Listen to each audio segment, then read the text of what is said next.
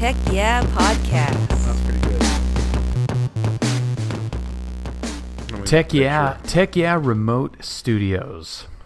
Yeah, or this is the Tech Yeah via satellite live. which is a fitting method of delivering today's fantastic episode, which I'm really excited for because episode 29. 29 is a really stupid number, but a lot of cool stuff has happened this week. Not necessarily in technology, but kind of technology adjacent, is not technology that we're used to talking about. So I'm excited. I mean, it's definitely technology. You know what I mean? Like, oh yeah, it's definitely technology, but it's not the typical like consumer electronics kind of stuff. bro, you normally talk about cars and airplanes. This is right. Like, We this do. is more tech Yeah. than what you normally tech about. This is Alright? really tech. Well, Tony, how has your week been? My week's been okay. It's been very busy.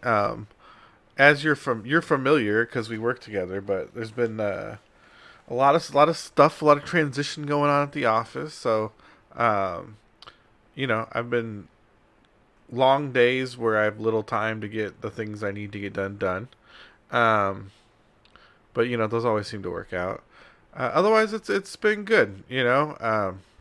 I've been playing some games, and I've started calorie tracking, which is driving me crazy. But That's exciting. That's really exciting.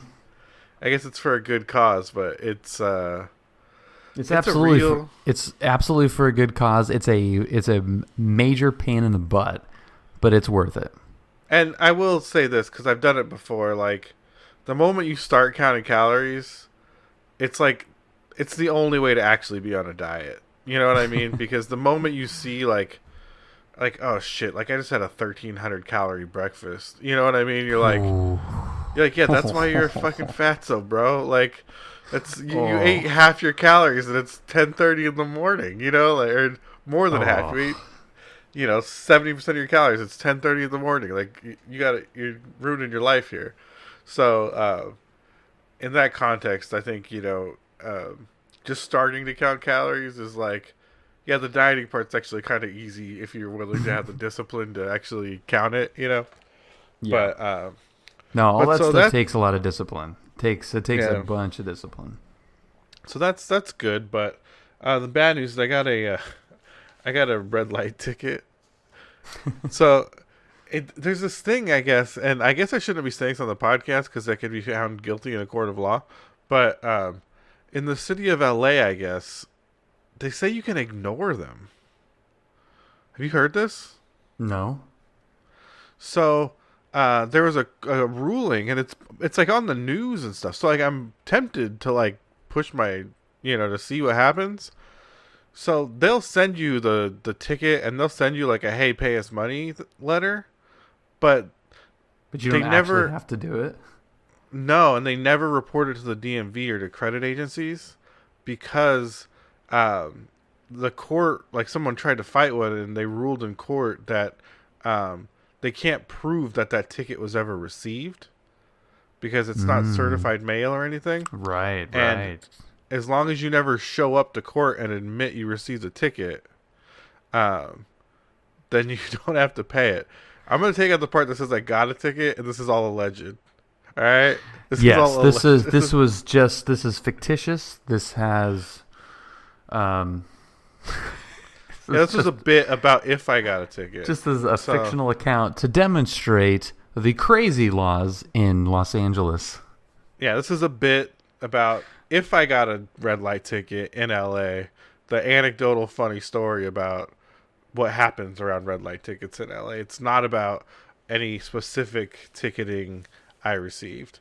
But Very interesting. But yeah, there's all these stories and stuff about like, oh yeah, just ignore it. No one does anything, and it never shows up on your driving record. You get no points. Whereas if I do go to court, I'll get a point. And it's a $490 ticket. See, all they need is just a couple of saps to show up to court, pay their little fine. Well, I'm sure most people do, like people are Probably. scared, Ooh, well, Yeah. Well, good luck to you, sir. I don't know. I'm scared too. I'm kind of, even having seen that all over the internet, I'm like terrified to actually like. Nah, it'll be pay fine. it. It'll be fine. In whatever fictitious land this is happening in, it'll be fine. Yeah, I mean, I wouldn't the worry. reality is, what's the worst thing? I'm not gonna go to jail for No. like a red light ticket. There's no Nah, red you'll light be ticket jail. Like, but yeah, I think I'll be fine too. How was your week, Bill? My week has been good, just like you. It's been busy. When certain things pop up at work during the week, your normal day-to-day stuff isn't displaced, so you just have double the stuff to do, which is always exciting to navigate around. But I have now entered a new class, a new social class, if you will. I am now a part of the investor class. What do you think about Did you that? sign up on Robinhood? Yeah, I did actually. Oh, Yeah. I signed up on Robinhood actually last year. Yeah, I And did. I am a part of the investor class. I now am the proud owner of one share of Disney stock. You bought one share of Disney stock. I bought one share of. I am taking this slow. I am dipping my toe in the water of investment. Starting How out much slow, did but cost? what did I buy that? 113-ish, somewhere around there. It's been I think that's what it was. 113, 115, 116. There you go. You need to diversify, bro. We'll be diversifying. So this is kind of what prompted this. It's a really adult feeling thing to do. I feel like my money is still there. I still, I didn't buy anything. I didn't waste it. I didn't, it's still there, but now it's working for me. Given that, Disney doesn't all of a sudden go out of business, which we all know is pretty unlikely. Yeah, I think a lot of people look at they've never participated in the market. They look at stocks as like a gamble, like they're going to just go to zero immediately and you're going to lose everything. But that's actually a very rare thing. God. Hugely rare. And especially if you're diverse, in general, it will grow at some rate, even if it's not fast, Yeah. But if you just buy one stock of Disney, it could just explode. It could explode. be the next Bitcoin. So it's just like, to me, I look at the financial world similar to the political world, where Oh no, I'd hate a lot of I'd hate to know where this is going. well, no, I think you'll like where this is going. A lot of the people that look at this stuff every day do it for the sport of it. That's true. It's no different than watching, the first round at the Masters, which is going on right now. Or by the time you're listening to this, would have just included congratulations to the golfer that won the Masters. A tradition like any other. But You got your jacket, buddy. You did it. You did it, man. You did it. You either got your first jacket or multiple jackets. But congratulations, whoever you are. Love those jackets. But it's just a sport. It's inconsequential to a large degree in the day-to-day following of it. It's not inconsequential in itself, but the day-to-day following of it. If you're watching cable news every single night and going over who said what and what person did this and what they have to say about that, none of that means anything. Just like if you true. Just like if you watch the fight, the Dow is down 4% today, and the Nasdaq is up 3% today. That means nothing. That doesn't even mean anything to the people who it means something for, because they already know it. So they're not waiting to see the little ticker, or go on Yahoo News or Yahoo Finance. They know what's going on. So the day-to-day upkeep is simply just a sport. Yeah, I see what you mean. So like politics, like if you're on Facebook and Twitter trying to convince the world of your political belief system on a daily basis, you're not doing politics right.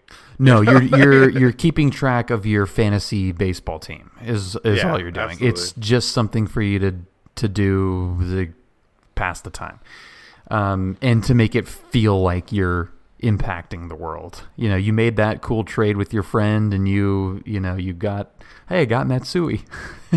Figured it out. You figured it out. You're making moves, man. It's the same thing with politics and finances, day to day. Over time, it just goes up. So do you feel like the 1% now that you like are part owner of Disney?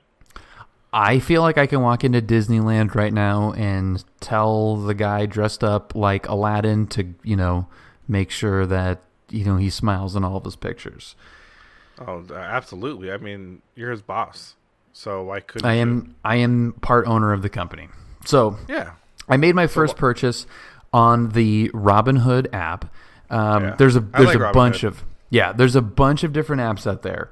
You've probably seen commercials for these, during the Super Bowl and during, golf tournaments.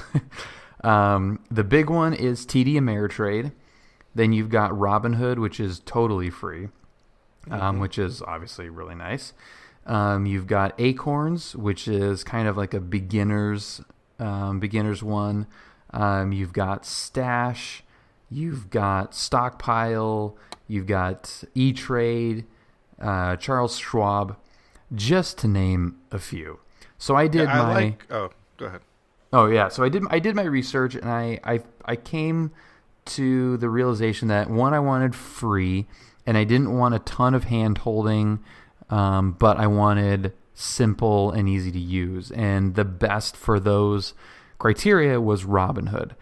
Yeah, I really like Robinhood. It's the no fee trades makes it really easy to explore, just kind of, like I said, get super diverse with a bunch of like random kind of smaller stocks that where you kind of believe in the industry, or maybe you just like the way a specific stock is moving. You know what I mean? Like it seems like be rebounding, and so you're just like, it's a $13 stock. Like, I'll just buy 10 shares and hope for the best. You know what I mean? Like, yeah. And if you make these decisions soundly, it's still your money. And if 6 months later that $50 that you invested is now $80 or $60 or $70, like, who cares? It's a savings. $200 or $200. Yeah, you never know.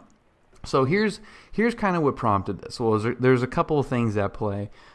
Julia is studying to be a financial advisor. So she's not a trader. She's not going to handle buying and selling stocks. She can be doing some taxes. Yeah, she can put in the order for a stock, but basically it's just wealth management. So she's working for a company. Can she help me manage the tech wealth? Because I can't do it all. I can't handle these big numbers for taxes and stuff. She can help out. So a lot of employees to deal with. A lot of moving parts, a lot of implications. So there is this kind of new window into financial planning, saving, wealth management, all that crap. So that's kind of been on my radar. Then I came across this article from the New York Post, and it really got my attention. And this kind of goes back to the, fantasy football, doing it for a sport thing, but with the outcome being positive. I tend to be pretty frugal and careful about how I spend my money. Like, I don't have a credit card balance. I don't have really any debt. I'm pretty careful what I spend my money on. You really are pretty tight with money. I'm pretty tight. I don't buy a lot of I'm shocked how tight you are with money, and sometimes I don't spend money on clothes, and I don't spend needlessessly. So this article, the opposite. I spend money like it's going out of style. Yeah, just kind of like on a whim. Like, I bought two. I bought two of them. I like to live that life. I don't pay parking. I don't pay red light tickets, and I wear $200 shoes. Like, what's wrong with that?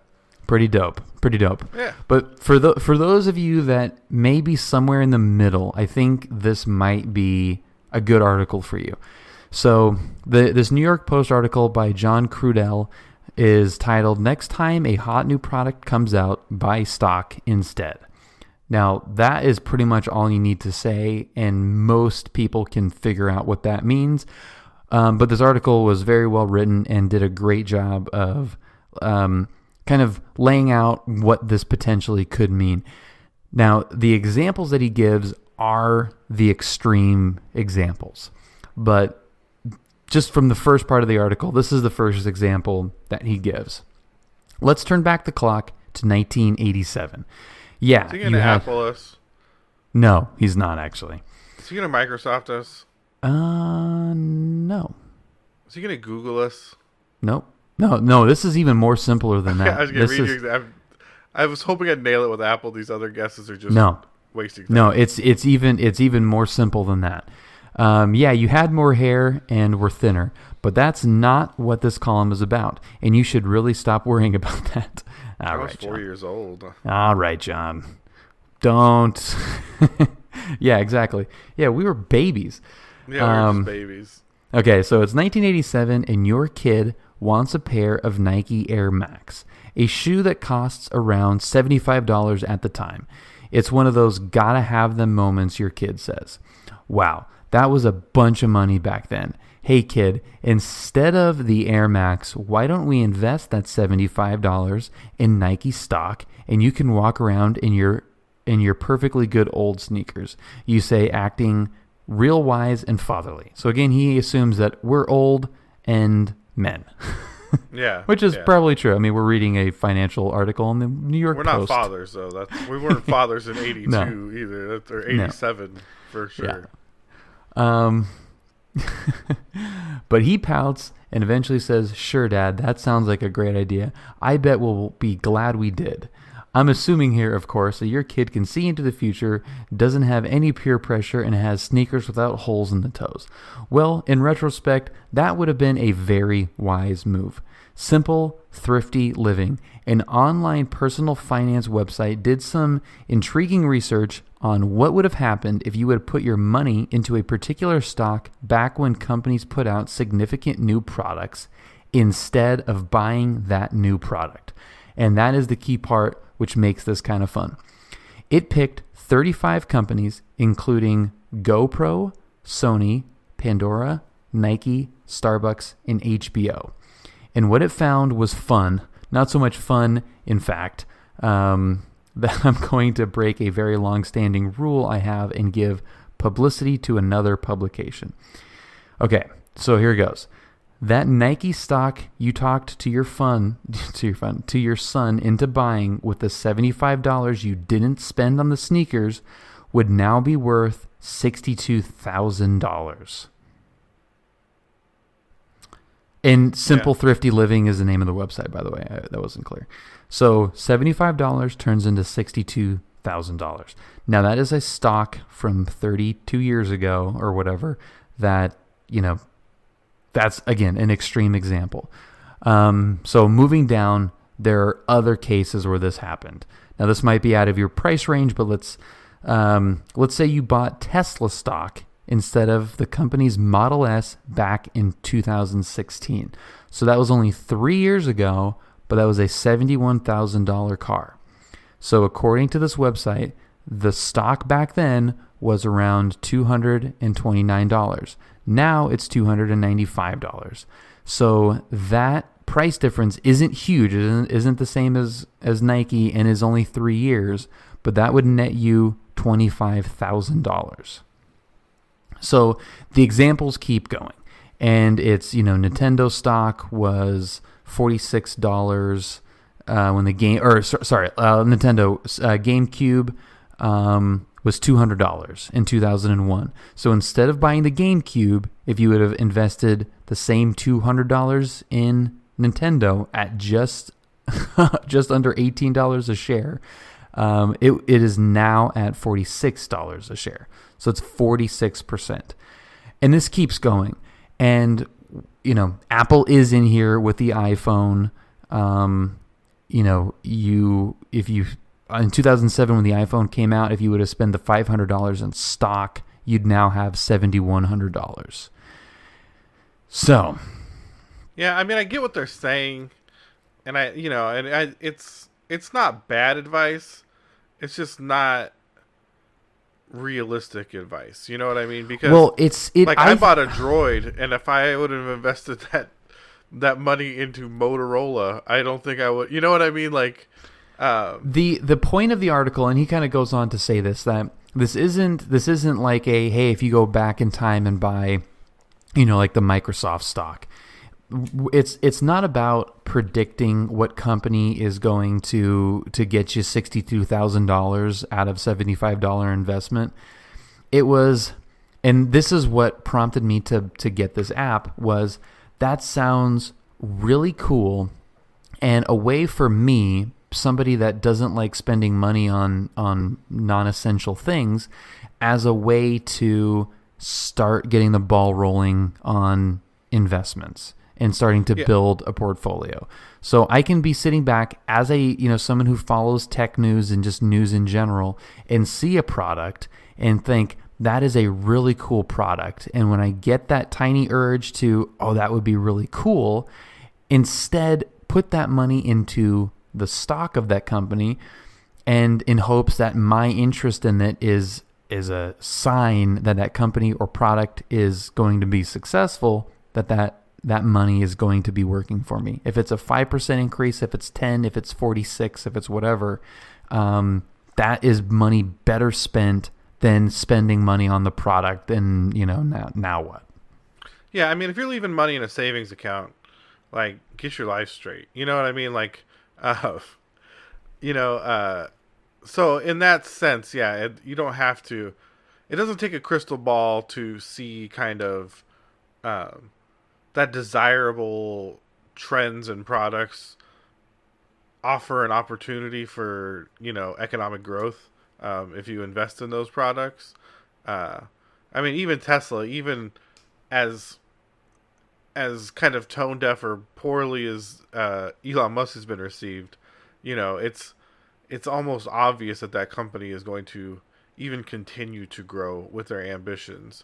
And I get what you're saying. You know what I mean? It's not, but it's so easy to cite these, like, if you just would have invested the money in this at this prime low point and rode it out for 35 years, well, like, you would have made 60 grand. And it's like, that's a lot of ifs for 60 grand. It's a lot of ifs, and there's, well, for sure, and there's a lot of different ways to do that intelligently. And his point was that it doesn't take thousands and thousands of dollars to start building up a portfolio, that at some point you could be retiring and go, holy crap, like, I bought that GoPro stock at $3, and now it's, and GoPro is probably a bad example because they're not doing great, but whatever company, pick a company,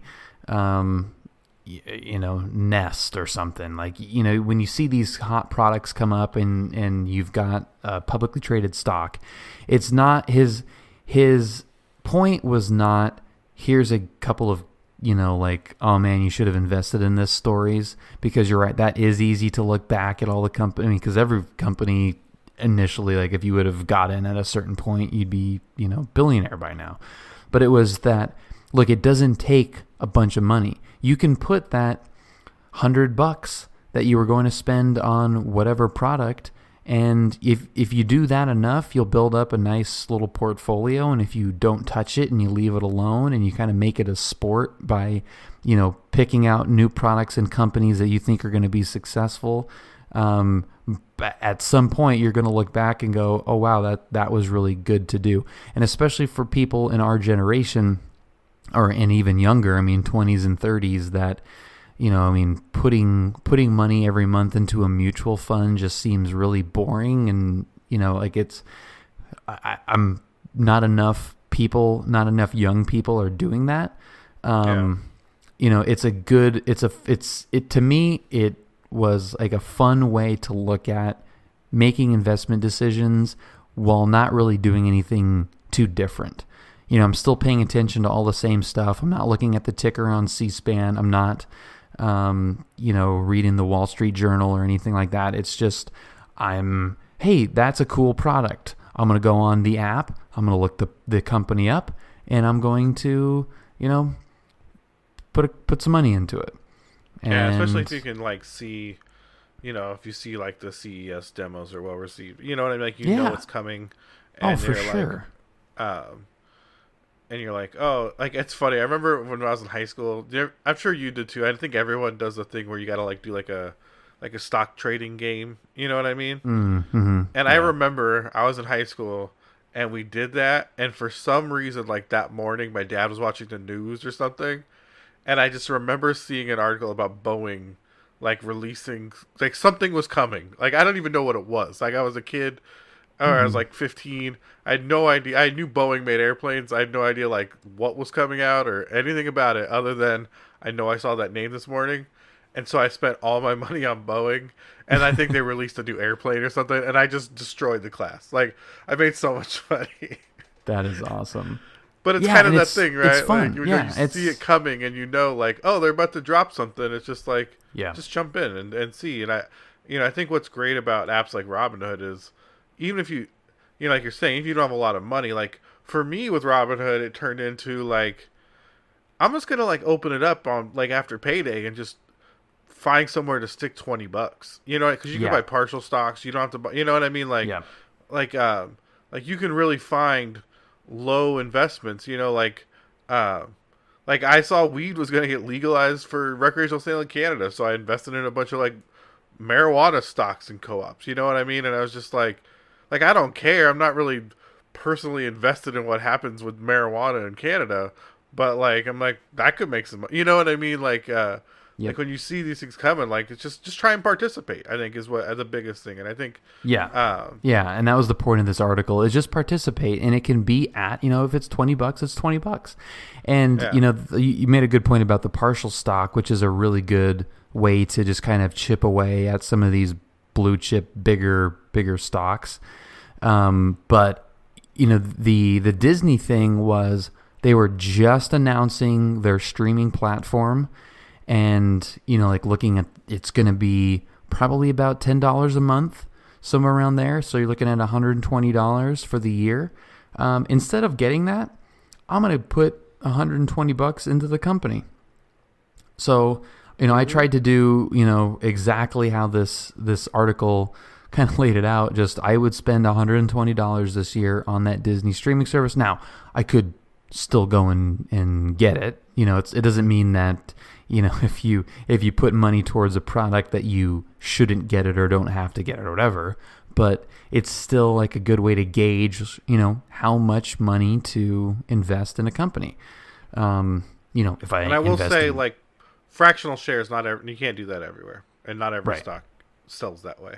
no, But just before everyone's like, I'm gonna buy a tenth of a Tesla, and it's like that may or may not be possible depending on where you trade and the Yeah. specific stock. I'm going to try to avoid that where, when it's possible. I mean, I'm not going to buy, like the South American rainforest stock for whatever it's at now. Yeah, but like, some people might be big fans, and that might be what maybe they're big Amazon fans. You're allowed to say Amazon.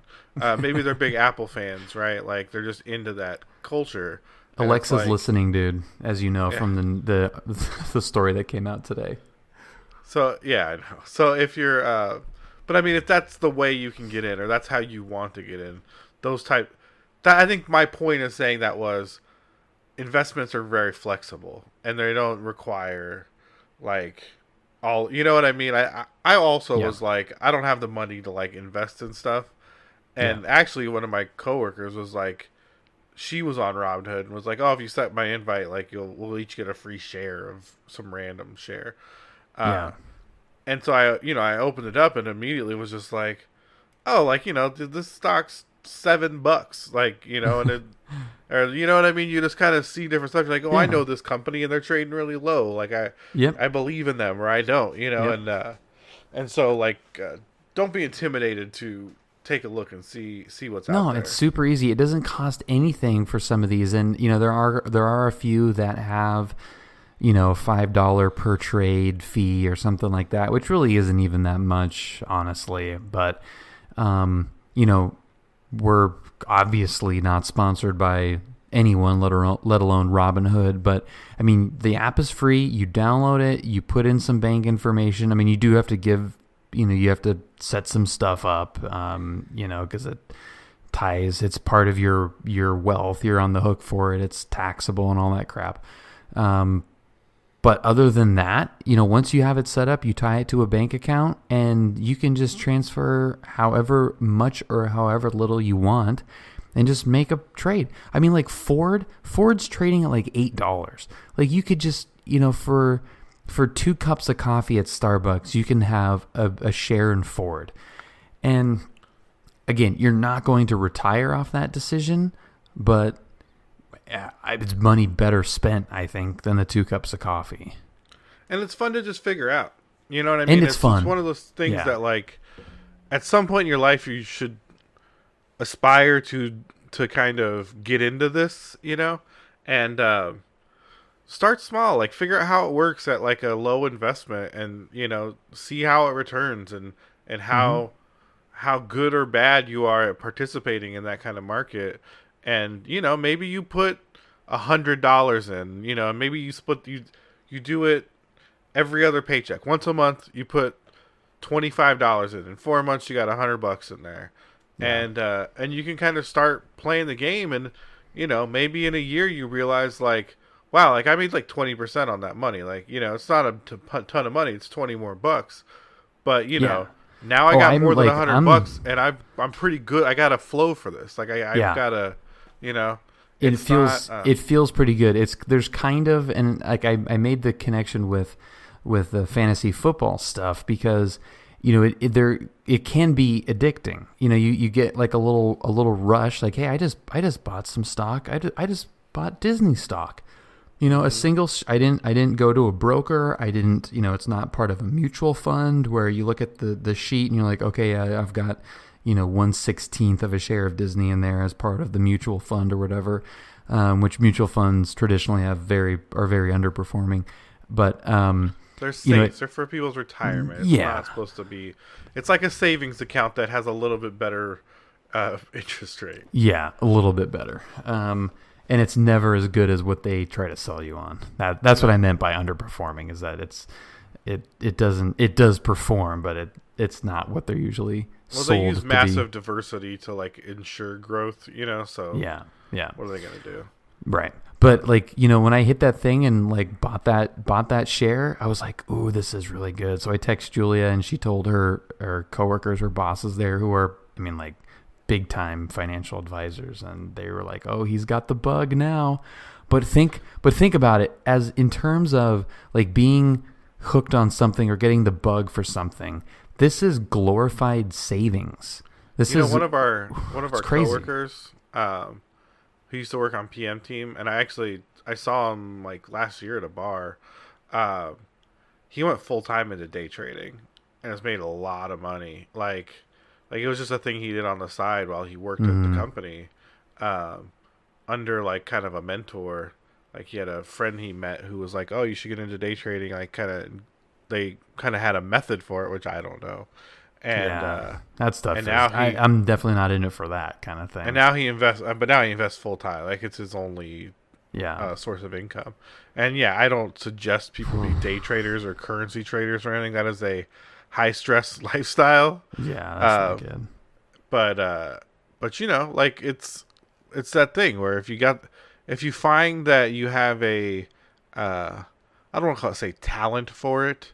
But if you kind of get the bug and a taste for it. Yeah, a taste for it is a better way. Because the money's not going away. I mean, it's not going away. There is risk involved. Like no doubt about it.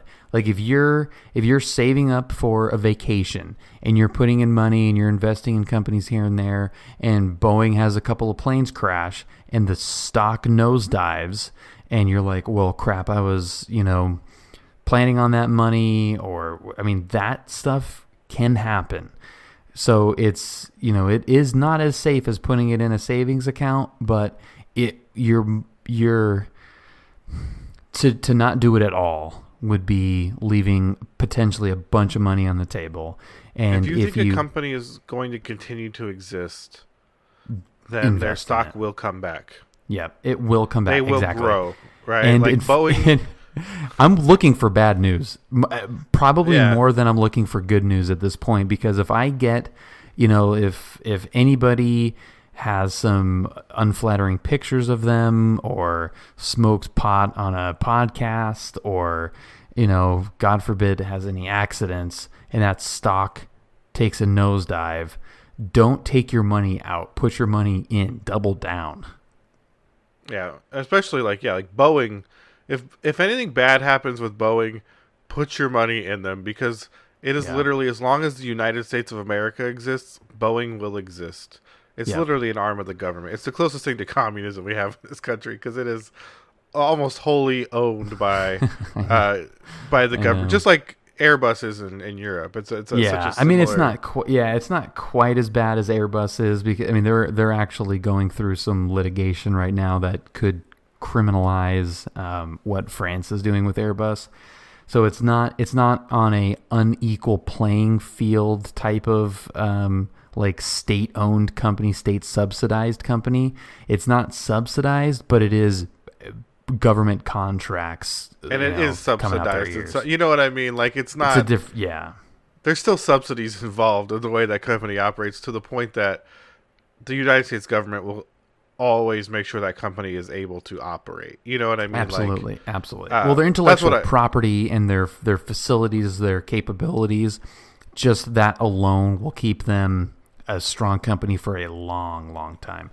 But to your point, if you're not in it for the day trading, like making a quick buck thing, it's going by the end of it, it's going to be on average, no matter what stock it is, up 10% every whatever year. I can't remember what the time frame on that was, but it just goes up.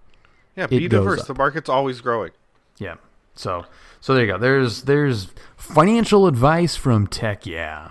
And we're both not wealthy, so enjoy that advice. Enjoy that advice from people who just downloaded an app online and read a New York Post article. All probably have more money than us. Probably. So put it to work. Yeah, enjoy what we said.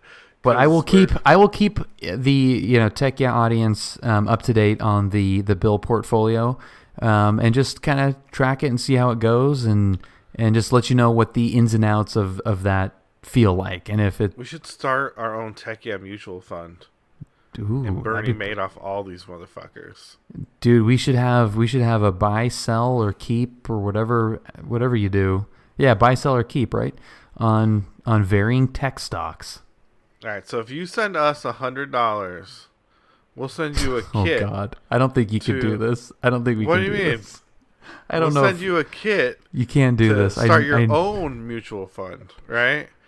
And if you get a friend to sell you $100, you just send us 10 of those dollars, right? Oh my God. For everyone who sign up. Dude, I really hope the FBI doesn't listen to this episode, because you're going to be arrested for what? They can send. So if they get people to sign up, I'm not making any promises on what we're going to deliver. Okay, all I'm saying is keep getting to sign up. Keep sending us $10. All right. All right. Beautiful. I love that. Great advice. I got costs. I got fees. All right. I got to take care of this. Yeah. Great advice. Okay. So shifting gears a little bit, kind of to one of segueing, our other great stocks. Yeah. Segueing from Tesla, which will actually have a little bit of a stopgap before we get to Tesla, and it's not really parent company. That is kind of parent company, right? Is SpaceX the parent company of Tesla? No. Tesla's the parent company of SpaceX. Yeah, that's right. Okay, so in space news, the Event Horizon in space news, the Event Horizon telescope, which is not really a scary movie. It's not really a telescope. It's actually a planet-size array of 8 ground-based radio telescopes. So it's not technically a telescope. It's many combined into one. Released last week the first image of a black hole. And it is the black hole at the center of the galaxy M87. So I'm going to be honest with you, and this isn't some flat earth shit. Like, I don't know if I really believe in the photo. Like, I love it. I really love it. I believe that they had the event horizon thing pointed at the black hole. I believe they took a photo, or some kind of imaging of that black hole, right? For one, it's not a photograph. You know what I mean? Like, because it's not like they took some fucking film and a Kodak, right? And like opened the shutter and closed it. Correct. And they're like, oh, look, it's a black hole, right? They pointed some kind of like sensor at this thing. Radio right? telescopes, yeah. Radio telescope, and it's like, wah, wah, wah, wah, wah. And then they're like, wah, wah. They came back, and it's like, oh, look, it's a black hole. And they're like, we better colorize this so it looks like something. So somebody like drew on it and was like, we got to get that color in there so people see the black hole part, right? And I'm like, I want to know like what actually came back. Like, is it just like a picture, like a fuzzy, like a bunch of dots on, like what are we really looking at? So there's a couple of things that these radio telescopes use in order to create an image, and a lot of you have probably seen the like the nebula, the Crab Nebula pictures, or some of these spiral galaxy pictures, and they are images. I mean, these telescopes are picking up photons, and which is light, and it's not a color photograph, but they're able to, using I mean, this is way over my head. I know roughly how it works, but not the particulars of it. But basically, they're able to tell the composition of the matter that they're taking the picture of based on certain things, just like density and varying factors of, they can tell if something's hydrogen, if something's helium, if something's whatever.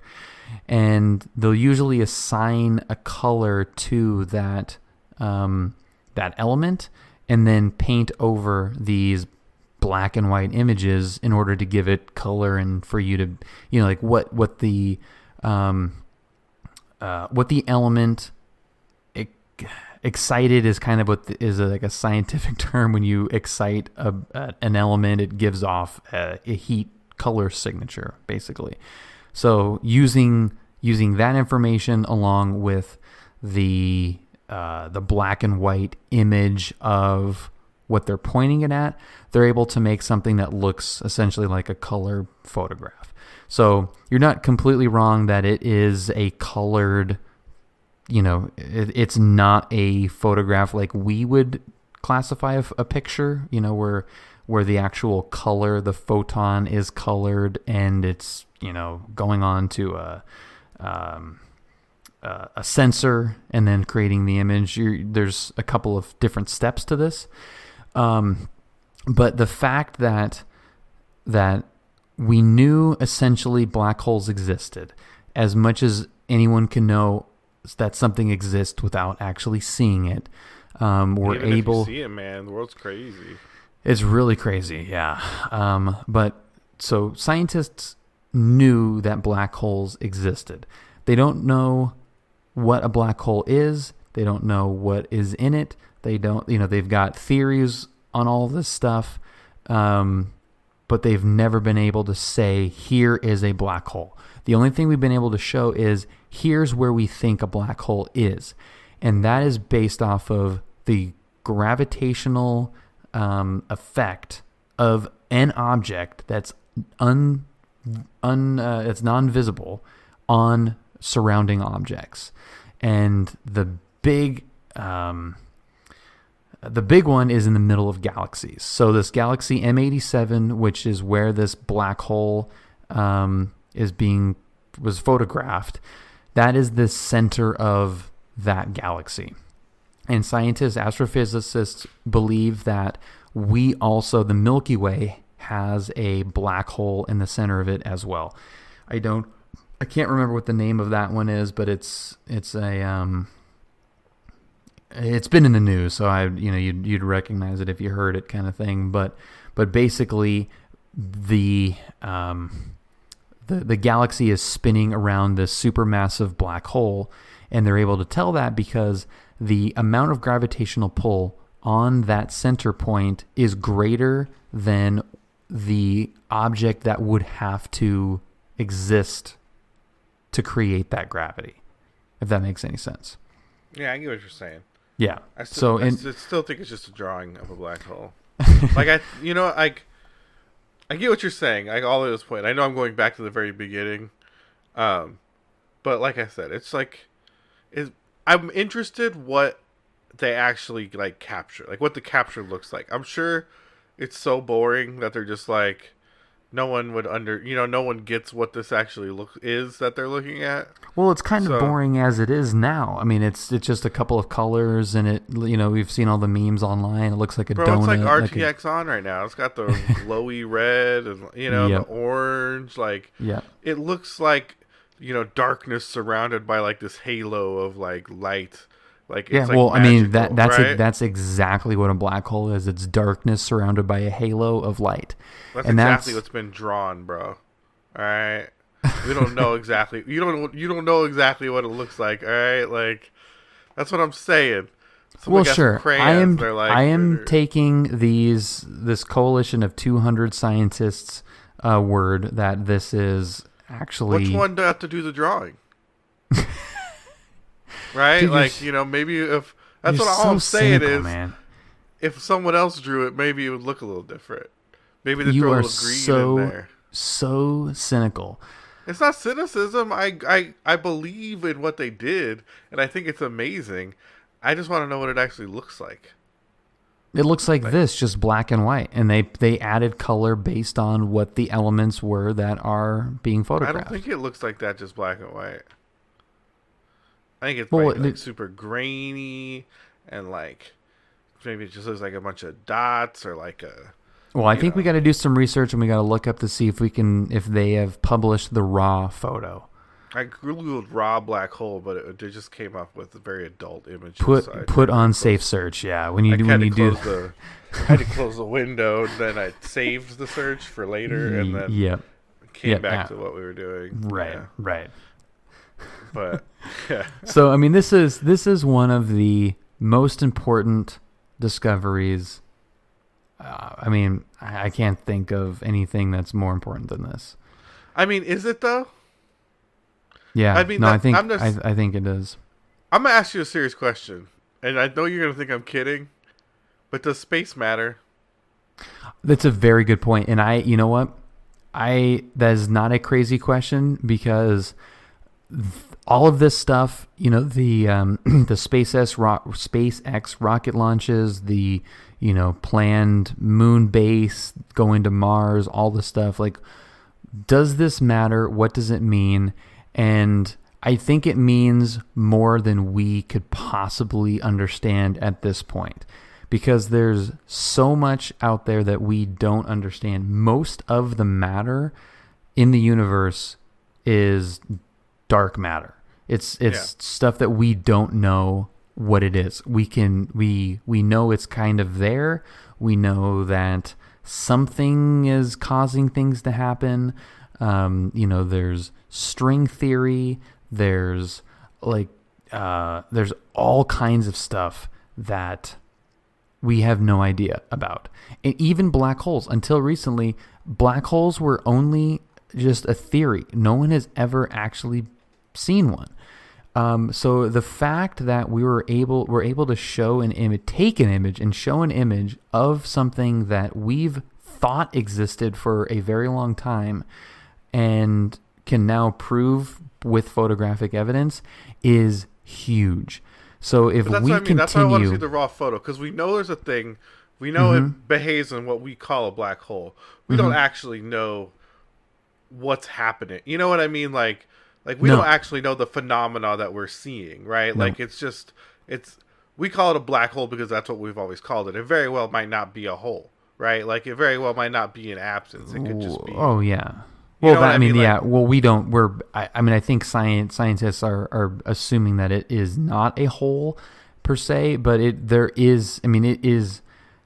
The leading theory for most black holes is that a star dies, and as it dies, it starts to collapse in on itself. And once it gets to a point where its mass is too strong to actually hold its shape, that it collapses in on itself, creating what's called a singularity, and then will pull together any nearby matter into itself.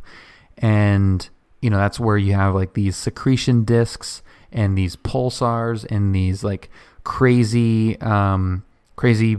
astro phenomenon or whatever you call them, as a result of these collapsing stars.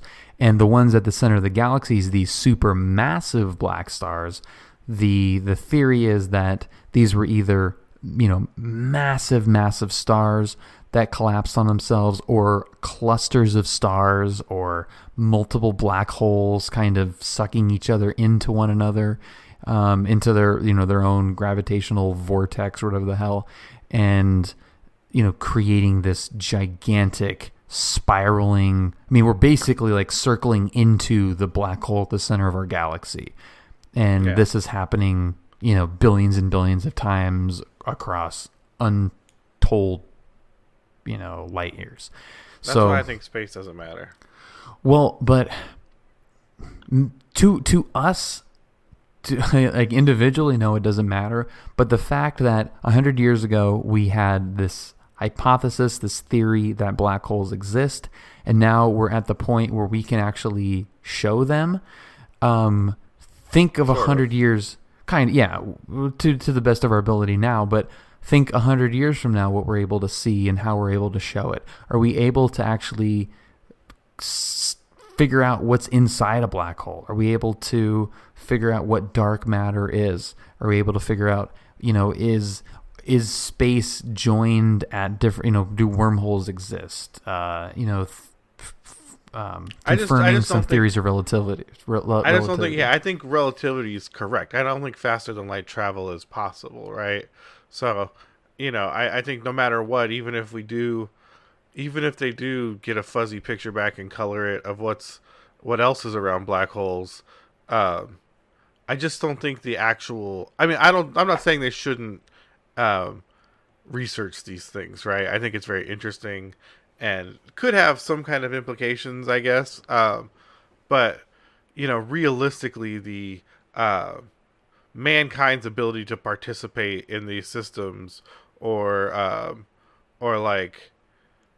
influence the outcomes of these things, I feel like are kind of a zero sum. Like it's, you know what I mean? Oh, like yeah, it completely is. But look at how far we've come in just 100 years. But yeah, I mean, we've come. It's mind-boggling. Being able to observe, right? Which I agree. Like we'll continue to grow in what we can observe, but I think observation is the most we'll ever be able to achieve as a species. In at least, getting to Mars. Like, yeah, we could probably get somebody to Mars, and maybe we could get farther than that. But that is like so minimal in the footprint of like what space is, you know what I mean? Like the distances in space. For sure. But that is going to be, in my opinion, that is going to be the evolution of the species. Is it's not going to be this planet. But that's what I mean. I don't think faster than light travel is. No, I don't think. What do I know? I think it's you're not completely. Possible. I completely think you're right, 100%. That I don't think it's possible either, to the best of our knowledge now. But that doesn't mean that we can't traverse space distance-wise faster than light. And the more we know about black holes, the more we could, maybe, figure out some way to make those leaps where maybe black holes are fine, and you go past that event horizon and it sucks you to another plane of existence or the other side of the galaxy or another. Like, we have no idea. I mean, I know that sounds like complete science fiction, but so does taking a picture of a black hole to people 150 years ago. That is complete nonsense. And the only way we get to the point where things that were nonsense are now like, yeah, of course, it's like, yeah, it's been a big internet story and it's been, kind of poked fun at over the image and, what does this mean and stuff. But it's kind of amazing how it's been understated a little bit. I mean, they tried to make it a big deal as much as they could, but think of what it is and what that was to people 150 years ago. It would have blown their minds. Like, what are you talking about? Yeah, I agree. But I think the science always tends to prove out that the mysticism around it isn't really what we believed, right? Like that's what I mean. Like, well, it's always going to create more questions than answers. Maybe we'll jump through a wormhole, right? And it's like, no one's jumping through a goddamn worm. You know what I mean? No, no one's jumping through a wormhole, but it always presents more questions than it answers. And the only way that we can progress is by asking more and more questions and pushing the limits of what we know, where we can go, what we understand is going. Like, we need that constant pushing. And that's where I think space does have a point. It's pushing us further and further from the caveman, in the Serengeti. Like, it's what makes us different from any other living thing that's ever existed to our knowledge. And there may be something out there that is beyond us and that has figured this stuff out somewhere. I mean, mathematically, it's actually probable.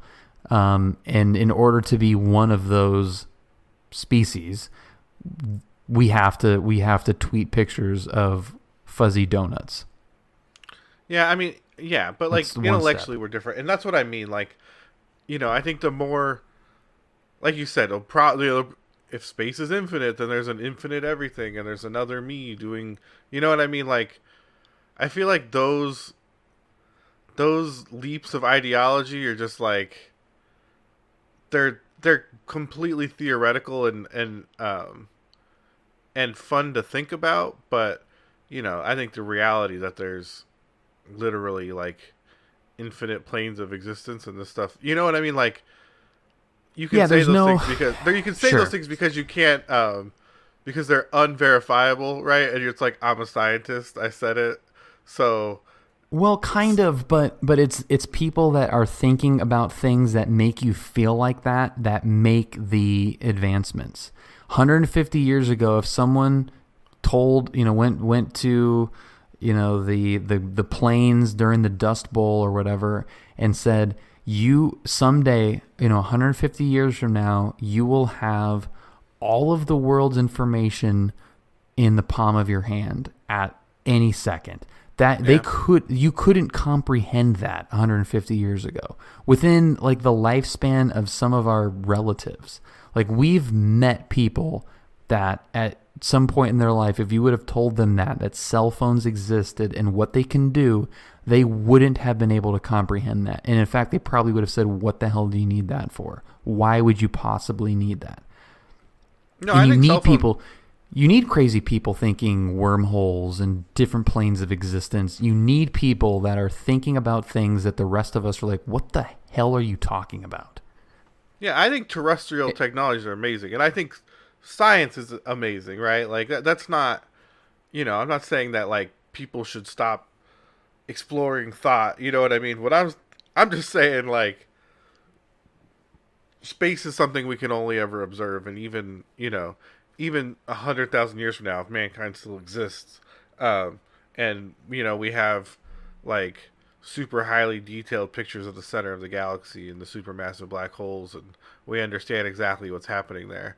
Like, we're still just going to be observers on this rock, and really, we probably won't exist at that point, because you know what I mean. Like, the Earth will have shaken us off by that point, and something new. The dolphin people will then run the planet, but it's funny to think about, like, how much we invest and how much we kind of live by these ideologies about space and kind of our current snapshot and the mysticism around it. Like you're saying, yeah, but like, it's not. But it's not about. It's not about them. It's not about space. It's not like that. That picture is not about that particular black hole. It's about learning as much about it to understand more about our universe, and in the just from mankind's curiosity about stuff that it can't, like, that's just out of reach, it's going to create a bunch of innovations that are going to help us now. Like everything that happened as a result of the moon landing, like, going to the moon in the 60s, you can say the same thing. Like, what's that for? Why do you need to do that? Well, you've got, water purification systems. But the moon is hardly in space. Like, that's what I mean. Like now, we've already been there. We've been there. No, I understand what you're saying. All I'm saying is, in relative to any of this, like the moon is not very far. You know what I mean? And even then, even with the technology we have now, there's a reason we don't go back to the moon, right? It's because it was a crapshoot at that time. You know what I mean? Like it's but not only like we because advanced. We don't know.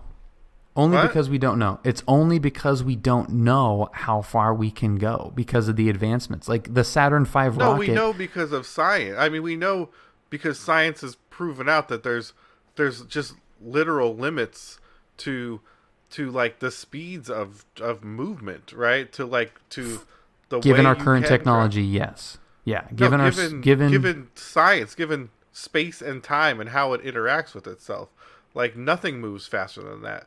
Like we don't observe things in space traveling through, teleporting to different planes of existence and appearing again in other space. You know what I mean? No, like but there's a bunch of stuff that is unexplained that if we just say, hey, this is too hard, we're never going to figure this out. That's then what I'm we saying. may I'm not. not saying I'm not saying we shouldn't like do science around it, right? All I'm saying is that I think for most people, and I think even the I don't know. We don't need to linger on this, right? No, but the interest level is going to wane with people that see applications for it or not, and people that are just interested in it or not. Like you might not care about a black hole. You might not care about trying to go to Mars. But what you do care about is water purification systems, satellite TV, freeze-dried food, memory foam, rubber tires, like all the innovations that come out of space exploration, and how those impact your life. So we use all of that stuff, and that's all because we went to the stupid moon. That mission in itself didn't really do any. I mean, okay, we went to the moon, we came back, and we did some, we dropped some hammers and hit some golf balls and drove around in a buggy. But that's not the legacy that trip left.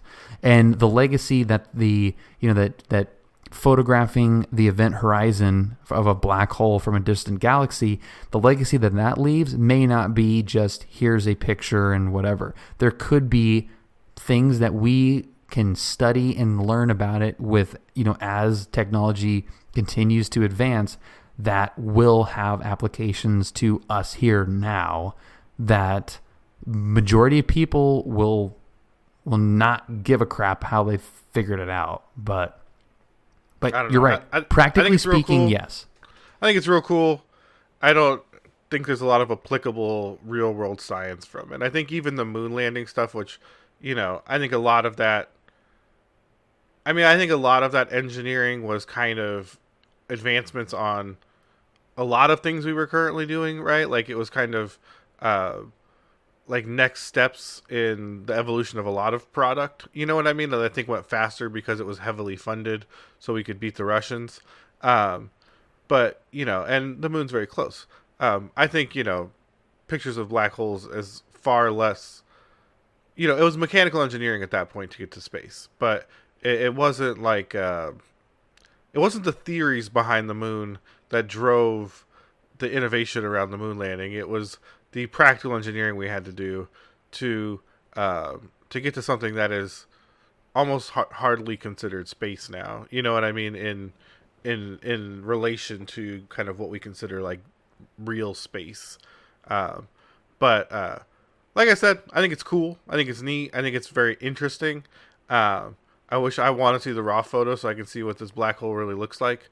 But I don't know how applicable that is to And interesting to see. Maybe we will learn. I don't know either, and I think that's kind of the exciting part. Is I don't know what this means.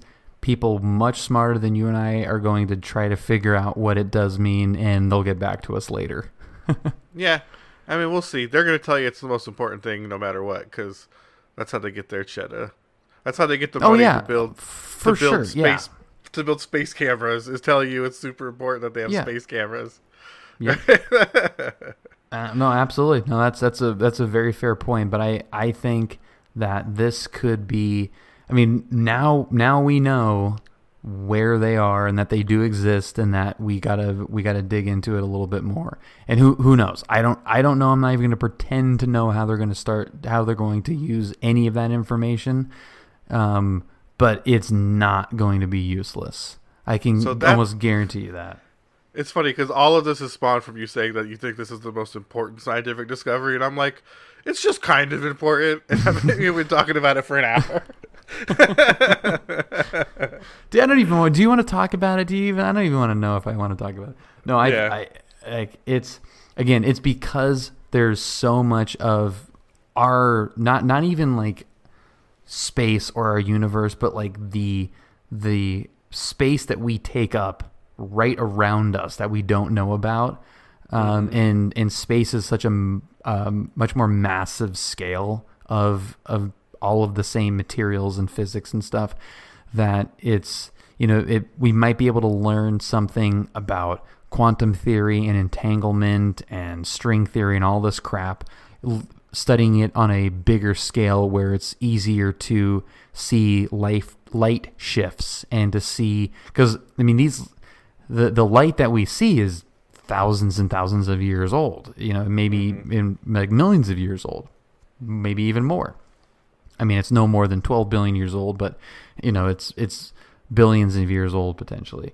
So we're able to look back and see how the universe was formed, and bunch of stuff can come out of that. And if this lends more clarity to how we got here, what's going on, how this stuff happened, I think we all benefit from that knowledge in some way. I think when the next extinction event comes and we're all like looking down the barrel of a giant meteor about to smash into Earth, we're gonna be like, if only we knew more about that black hole. You could have done something. No, dude, Ben Affleck will save us. Yeah, he'll go drill it after smashing with Liv Tyler. That son of a bitch. Affleck, you crazy dude. All right, well, I guess we will save the SpaceX launch for another time. But watching those things reverse onto a landing pad is the coolest thing I've ever seen. We'll do it on the after show because then I can play a clip. Okay, yeah, that's a good call. So look for the after show. It's going to be on youtube.com/techyeahpodcast. That's not true. We don't have the vanity thing yet? No, YouTube doesn't give vanity URLs until you're like huge. Damn it. Okay, we'll go to youtube.com and search for Tech Yeah Podcast. Find our YouTube channel. For the love of God, subscribe to that so we can get a stupid vanity URL. You can follow us on Twitter or Facebook, Tech Yeah Podcast. I'll try and post them up there. And that way you can catch those for sure. You can see our beautiful, beautiful faces. Yeah, it's a really nice thing. It's shocking. And we truly appreciate you guys listening. We love you. If you want to send us an email, it's techyeahpodcast@gmail.com. I actually opened up a little contest to the gaming show listeners, but since it's on the same feed and you guys are there, if you guys email me the subject line, I win, to techyeahpodcast@gmail.com, you'll enter a raffle to win some random stuff that it's nothing big, but I'll make you a little care package. That sounds lovely. Trade show giveaways and stuff that I've collected over the past year. So, awesome. Some tech swag. And while you're there, why don't you write us an email? Say hi. Tell us what you think the potential uses for black holes are. Please, we need someone convince Tony.